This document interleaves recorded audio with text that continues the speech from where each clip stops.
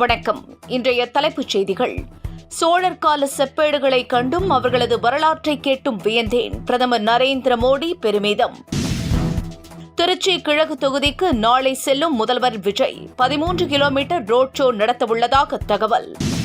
தாவேக ஆட்சி அமைப்பதற்காக தேமுதிகவின் ஆதரவை விஜய் கேட்டதாக பிரேமலதா தகவல்.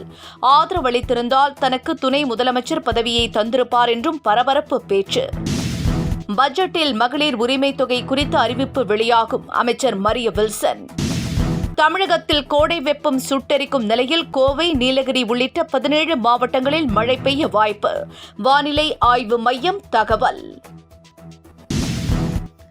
இனி விரிவான செய்திகள். சோழர் காலத்து ஆனைமலை செப்பேடுகள் நெதர்லாந்தில் இருந்து இந்தியா வரவுள்ளதாக பிரதமர் நரேந்திர மோடி தெரிவித்திருக்கிறார். மனதின் குரல் நிகழ்ச்சியில் பேசிய அவர் அண்மையில் நெதர்லாந்து சென்றிருந்தபோது சோழர் காலத்து செப்பேடுகளை காண வாய்ப்பு கிடைத்ததாக தெரிவித்துள்ளார். சோழர்களின் கடல் சாம்ராஜ்யம் எவ்வளவு வலிமையானது என்பதை எண்ணியும் அவர்களது முழுமையான கலாச்சாரம் வரலாற்றை கேட்டு வியந்ததாகவும் பிரதமர் குறிப்பிட்டுள்ளார். ஆட்சி அமைக்க பெரும்பான்மை கிடைக்காத நிலையில் தாவேக தங்களை அணுகியதாக பிரேமலதா கூறியுள்ளார். தேமுதிக மாவட்ட செயலாளர்கள் கூட்டத்தில் பேசிய அவர், தான் சம்மதம் தெரிவித்திருந்தால் விஜய் வீடு தேடி வந்து தனக்கு துணை முதலமைச்சர் பதவியை கொடுத்திருப்பார் என்றும் தெரிவித்திருக்கிறார். ஆனால் மற்றவர்களைப் போல தான் பதவியை தேடி ஓடுபவர் அல்ல என்றும் குறிப்பிட்டுள்ள பிரேமலதா, காங்கிரஸ், விசிக கட்சிகளை மறைமுகமாக சாடியுள்ளார். மேலும் சோஃபா செட்டுக்கு ஆசைப்படாத கட்சி தேமுதிக என்று அவர் கூறியுள்ளார். திருப்பத்தூர் குனிச்சி ஆரம்ப சுகாதார நிலையத்தில் சுகாதார தொழிலாளர் ஒருவர் சிகிச்சை அளித்த சம்பவம் அதிர்ச்சியை அளித்திருக்கிறது. இது தொடர்பாக சம்பந்தப்பட்ட அதிகாரிகள் உரிய நடவடிக்கை எடுக்க வேண்டும் என்று பாதிக்கப்பட்டவர்கள் வலியுறுத்தி வருகின்றனர். இது தொடர்பான வீடியோ சமூக வலைதளங்களில் வைரலாகி வருகிறது. மகளிர் உதவித்தொகை திட்ட விரிவாக்கத்திற்கான அறிவிப்பு பட்ஜெட்டின் போது வெளியாகும் என நிதியமைச்சர் மரிய வில்சன் தெரிவித்துள்ளார். நாகையில் செய்தியாளர்களிடம் பேசிய அவர், ஏற்கனவே உள்ள பயனாளிகளின் விவரங்கள் சரிபார்க்கப்பட்டு வருவதாக தெரிவித்துள்ளார்.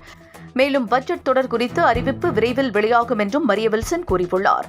தாவேக ஆட்சிக்கு வந்தால் மகளிருக்கு வழங்கப்பட்டு வரும் உதவித்தொகை 2500 ரூபாயாக உயர்த்தப்படும் என்று விஜய் அறிவித்திருந்தது குறிப்பிடத்தக்கது. பயிர்க்கடனை முழுமையாக தள்ளுபடி செய்ய தமிழக அரசு திட்டமிட்டுள்ளதாகவும் இதற்கு ஏற்றவாறு ஏற்கனவே வெளியிட்ட தள்ளுபடி அறிவிப்பை திரும்பப் பெற்று புதியதாக அறிவிப்பை வெளியிட திட்டமிட்டிருப்பதாகவும் தகவல்கள் வெளியாகியுள்ளது. ஆட்சிக்கு வந்தால் 5 ஏக்கர் நிலம் வைத்திருக்கும் விவசாயிகளுக்கு பயிர்க்கடன் முழுமையாக ரத்து செய்யப்படும் என்று விஜய் அறிவித்திருந்தார். ஆனால் 50,000 ரூபாய் கடன் மட்டுமே ரத்து செய்யப்படும் என்று முதலமைச்சர் விஜய் அறிவித்திருந்தார். இதற்கு கண்டனம் தெரிவித்திருந்த விவசாயிகள் போராட்டத்திலும் ஈடுபட்டு வருகின்றனர். திருச்செங்கோடு அர்த்தநாரீஸ்வரர் கோவில் தேர் திருவிழாவின் போது தேர் சக்கரத்தில் 2 பக்தர்கள் சிக்கினர். ஹர்ஷவர்தன், சஷ்டிகன் என்ற இருவரும் சிக்கிய நிலையில் ஹர்ஷவர்தன் சம்பவ இடத்திலேயே உயிரிழந்தார். சஷ்டிகன் மருத்துவமனையில் சிகிச்சைக்காக அனுமதிக்கப்பட்டுள்ளார். இந்த சம்பவம் பக்தர்கள் மத்தியில் அதிர்ச்சியை ஏற்படுத்தியுள்ளது.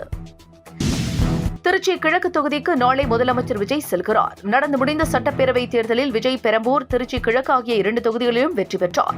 அவர் திருச்சி கிழக்கு தொகுதியில் சட்டமன்ற உறுப்பினர் பதவியை ராஜினாமா செய்தார். இந்த நிலையில் அவர் வாக்காளர்களுக்கு நன்றி தெரிவிக்க நாளை அங்கு செல்கிறார். அப்போது அவர் 13 கிலோமீட்டர் தூரத்திற்கு ரோட் ஷோ நடத்த திட்டமிட்டுள்ளதாக கூறப்படுகிறது. ரேஷன் கார்டுகள் தேவை அதிகமுள்ள தொகுதிகளில் முகாம்கள் நடத்தி புதிய ரேஷன் கார்டுகள் வழங்க நடவடிக்கை எடுக்கப்படும் என்று அமைச்சர் வெங்கட்ராமன் தெரிவித்துள்ளார். புதிய ரேஷன் கார்டுகளை விண்ணப்பித்தோர் அதற்காக காத்திருக்கும் நிலையில் அதனை துரிதப்படுத்த அரசு நடவடிக்கை எடுத்து வருகிறது. இந்த நிலையில் பெயர் விலாசம் மாற்றத்திற்கும் மிகவும் சிரமமாக உள்ளது. இதனை போக்கும் வகையில் சிறப்பு முகாம்கள் நடத்தி மக்களின் பிரச்சினைக்கு தீர்வு காண நடவடிக்கை எடுக்கப்பட்டுள்ளதாக அமைச்சர் வெங்கட்ராமன் கூறியுள்ளார். தமிழகத்தில் கடும் கோடை வெப்பம் சுட்டெரித்து வரும் சூழலில் சில மாவட்டங்களில் கனமழை பெய்து வருகிறது. கோவை, நீலகிரி உள்ளிட்ட 17 மாவட்டங்களில் மழைக்கு வாய்ப்புள்ளதாக வானிலை ஆய்வு மையம் தெரிவித்துள்ளது. இந்த நிலையில் 4 அல்லது 5 நாட்களில் தென்மேற்கு பருவமழை தமிழகத்தில் நுழைய வாய்ப்புள்ளதாக வானிலை ஆய்வு மையம் ஏற்கனவே கணித்துள்ளது.